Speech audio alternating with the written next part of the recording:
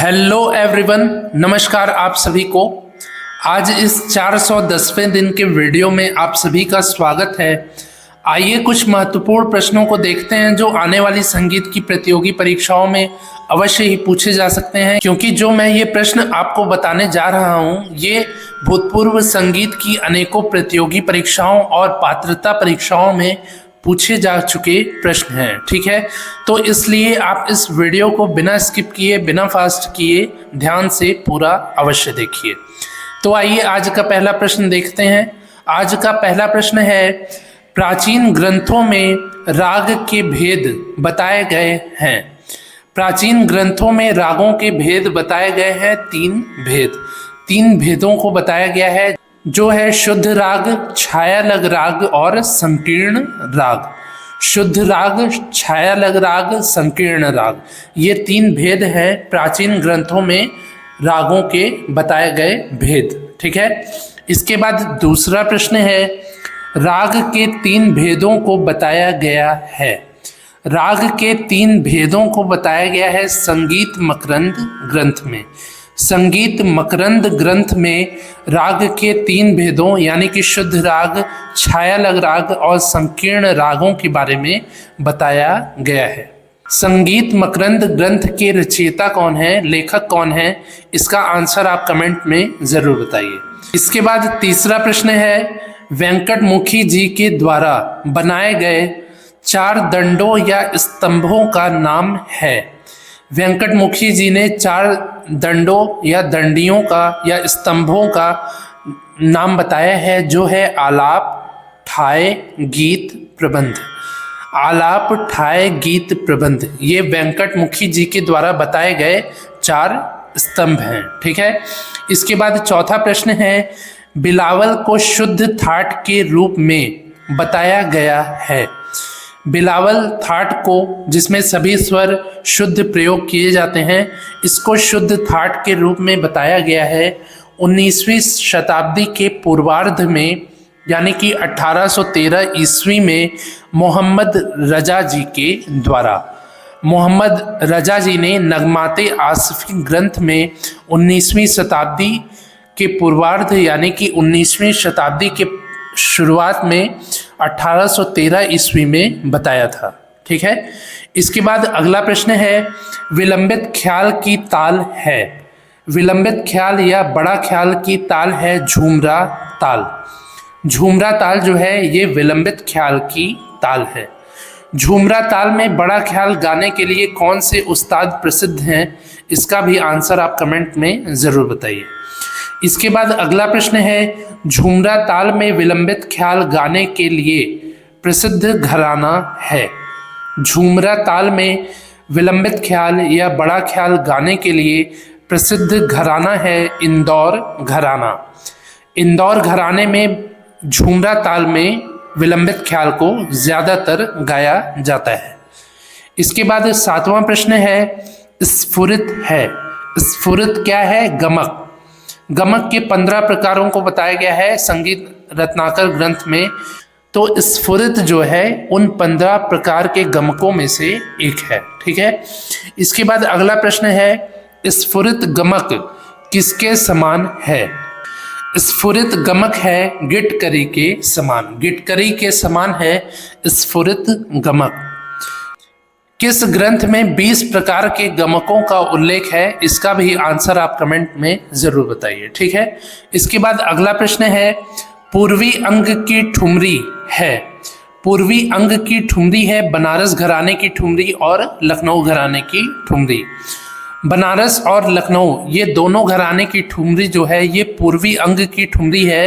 पर यदि परीक्षा में आपको जो विकल्प पहले देगा, या बनारस पहले दे तो आप बनारस को टिक करिए, और यदि लखनऊ पहले दे रहा है चारों विकल्पों में से तो आप लखनऊ को ही टिक करिएगा। ठीक है, तो पूर्वी अंग की ठुमरी है, बनारस की भी ठुमरी है और लखनऊ की भी ठुमरी पूर्वी अंग की ठुमरी है।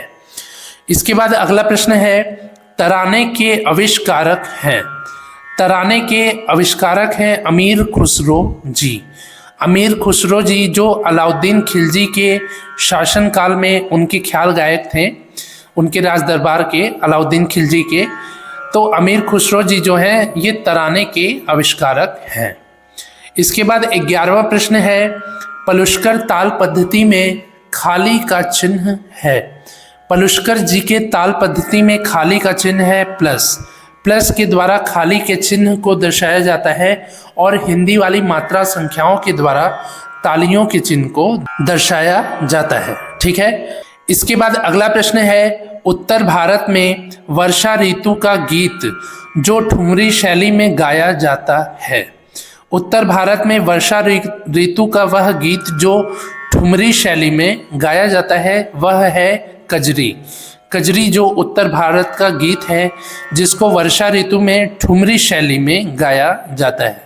ठुमरी शैली में जो गायन होता है वो लोचदार होता है, लचीला होता है। ठीक है, ठुमकता हुआ होता है। जैसे गाने के जो बोल होते हैं उसमें लगेगा आपको कि वो गाने के बोल जो हैं झूम रहे हैं अपने आप में ही। तो जो ठुमरी शैली होता है इसमें ही कजरी को गाया जाता है। ये उत्तर भारत का गीत है और वर्षा ऋतु में गाया जाता है। इसके बाद अगला प्रश्न है, नाद के कितने प्रमुख लक्षण हैं। नाद के प्रमुख लक्षण हैं 3, तारता, तीव्रता, जाति अथवा गुण। तारता, तीव्रता, जाति अथवा गुण, ये नाद के 3 प्रमुख लक्षण हैं। इसके बाद अगला प्रश्न है, राग शब्द का सर्वप्रथम प्रयोग हुआ है। राग शब्द का सर्वप्रथम प्रयोग हुआ है बृहददेशी ग्रंथ में। ये जो आंसर बताया गया है ये गलत है, पर परीक्षा में इसको सही माना गया है। तो यदि परीक्षा में पूछे कि राग शब्द का सर्वप्रथम प्रयोग हुआ है तो आप नंबरों को पाने के लिए बृहददेशी ग्रंथ को ही टिक करिएगा। ठीक है, पर ये जो आंसर है बृहददेशी ग्रंथ ये गलत है। इसके बाद अगला प्रश्न है, षड्ज ग्राम में पंचम से प्रारंभ होने वाली मूर्छना है। षड्ज ग्राम में पंचम स्वर से प्रारंभ होने वाली मूर्छना है शुद्ध षाडजी मूर्छना। शुद्ध षाडजी जो मूर्छना है ये षड्ज ग्राम में पंचम स्वर से प्रारंभ होती है। इसके बाद 16वां प्रश्न है, भातखंडे जी ने 10 थाटों को किस आधार पर व्यवस्थित किया है। 10 थाट के नाम है भातखंडे जी के द्वारा जो बनाए गए हैं उसके नाम है बिलावल, कल्याण, खमाज, काफ़ी, आसावरी, भैरव, भैरवी, मारवा, पूर्वी, तोड़ी। तो इन 10 थाटों को भातखंडे जी ने व्यवस्थित किया है वेंकटमुखी जी के 72 मेलों के आधार पर। वेंकटमुखी जी ने 72 मेलों की रचना की है दक्षिण भारतीय संगीत में और इस आधार पे ही भातखंडे जी ने उत्तर भारत में 10 थाटों की रचना की है।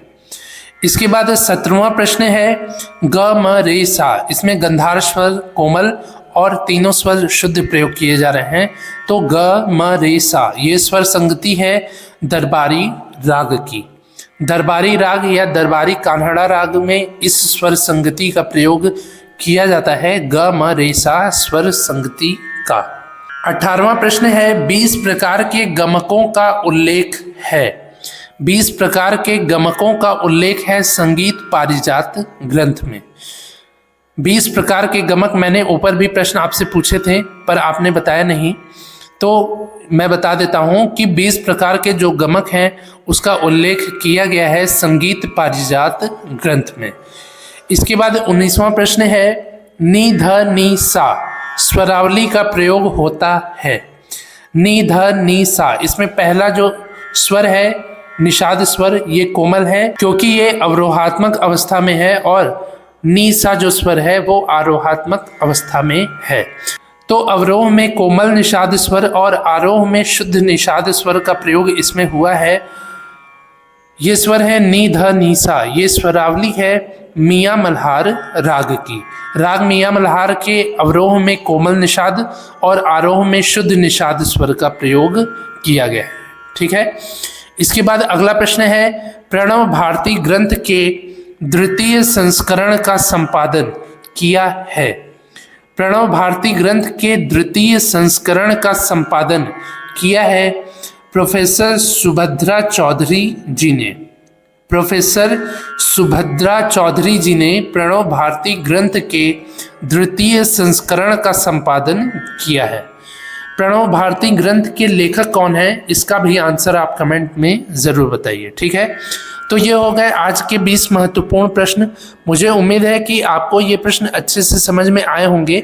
यदि समझ में आए हों तो आप इस वीडियो को लाइक करिए, ज़्यादा से ज़्यादा अपने दोस्तों से शेयर करिए। कुछ पूछना हो तो कमेंट करिए, और मैंने जो भी प्रश्न पूछे हैं उसका भी आंसर आप कमेंट में ज़रूर बताइए। आज ये 410वें दिन का वीडियो है। इसके पहले मैंने 409 वीडियोस को बनाया है, जिसके प्लेलिस्ट का लिंक नीचे डिस्क्रिप्शन में है। आने वाले प्रतियोगी परीक्षाओं की और भी बेहतर तैयारी करने के लिए आप उन सभी वीडियोस को 1-2 बार ज़रूर ही देख लीजिए। तो मिलते हैं ऐसे ही अगले 411वें दिन के वीडियो में। तब तक के लिए नमस्कार, धन्यवाद।